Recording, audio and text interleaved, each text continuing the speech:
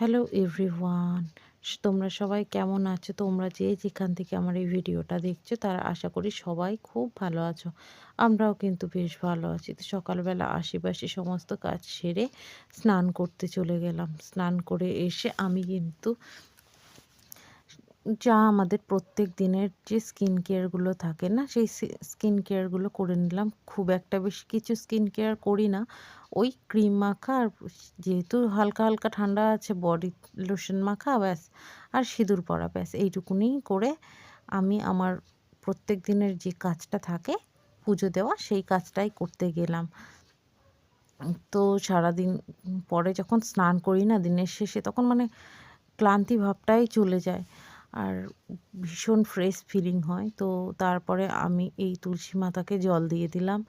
দিয়ে আমার ঘরের ছোট্ট যে সিংহাসনটা রয়েছে না, সেখানে ভালো করে পুজো দিয়ে দিলাম। আমার গোপুসোনারাও রয়েছে। তো আমার পুজো কমপ্লিট হয়ে গেছে। গোপুসোনাদের একটুখানি দেখো ভীষণ মিষ্টি, তাই না?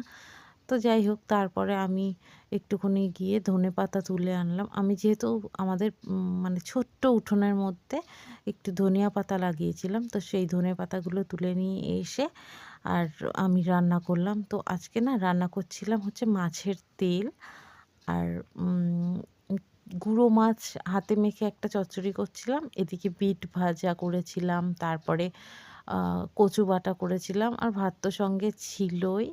আর মাছের ঝোলও ছিল।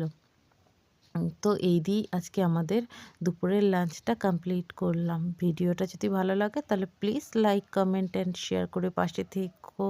আজকের মতো টাটা, দেখা হচ্ছে অন্য কোনো ভিডিওতে। বাই।